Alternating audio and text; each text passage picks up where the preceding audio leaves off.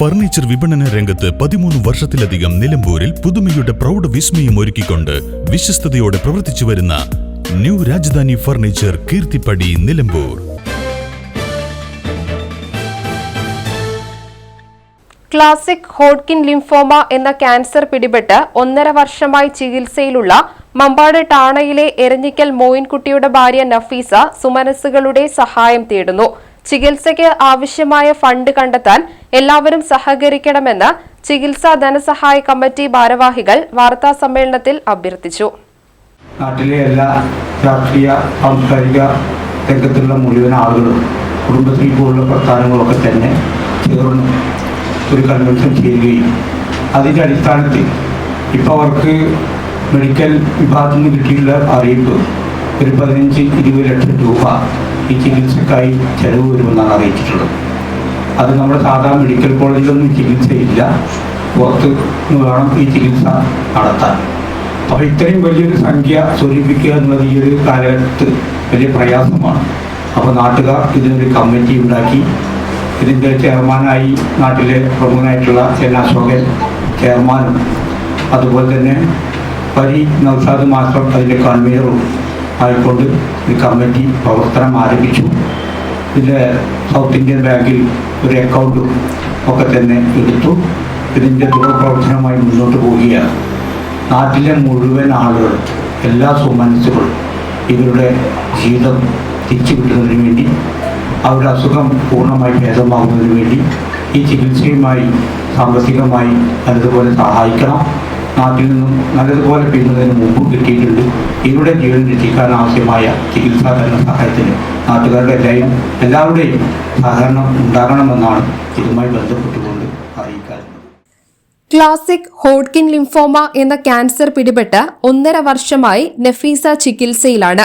മജ്ജയെ ഗുരുതരമായി ബാധിക്കുന്ന ഈ രോഗത്തിന്റെ ചികിത്സയ്ക്കായി ലക്ഷങ്ങളാണ് നാട്ടുകാരുടെയും കുടുംബത്തിന്റെയും സഹായത്താൽ ഇതുവരെ ചിലവഴിച്ചത്. 1ാംഘട്ട ചികിത്സയിൽ രോഗം ഏറെക്കുറെ ഭേദമായിരുന്നു.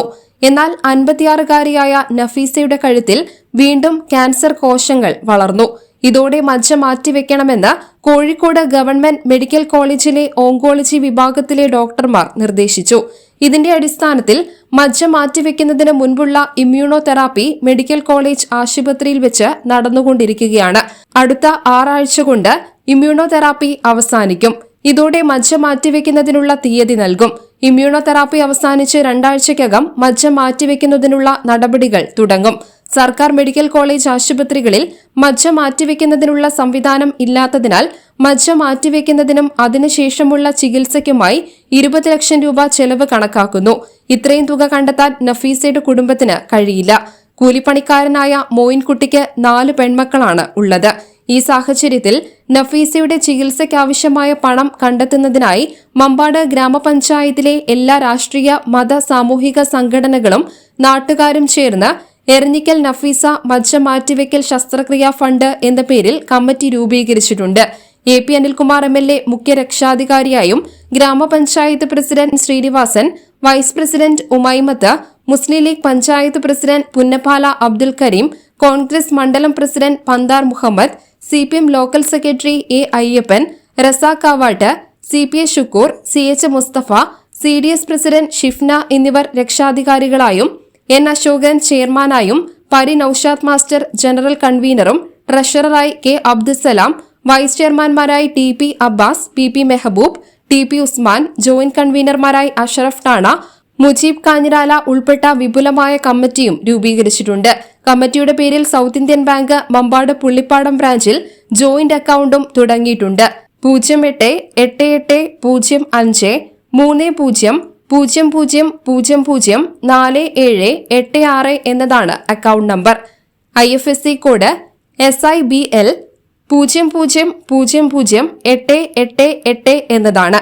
8590206642 എന്ന ഗൂഗിൾ പേ നമ്പറിലും സഹായധനം അയക്കാവുന്നതാണ്. നഫീസയുടെ ചികിത്സയ്ക്ക് പണം കണ്ടെത്തുന്നതിനായി എല്ലാവരും സഹകരിക്കണമെന്ന് കമ്മിറ്റി ഭാരവാഹികൾ അഭ്യർത്ഥിച്ചു. News bureau, Nilambur. BCA, PSW, BCom തുടങ്ങിയ ഡിഗ്രി കോഴ്സുകളിലേക്ക് അഡ്മിഷൻ ആരംഭിച്ചിരിക്കുന്നു. DPOL institute of science and technology, DSAT, Nilambur. നിലമ്പൂരിന്റെ ആതുര സേവന രംഗത്ത് ഡോക്ടർ കൃഷ്ണവേണിയുടെ നേതൃത്വത്തിലുള്ള പുതിയ മാനേജ്മെന്റിന്റെ കീഴിൽ അത്യാധുനിക സൗകര്യങ്ങളോടുകൂടി Devi Janani maternity and general hospital, Kaluthumkadavu, Nilambur.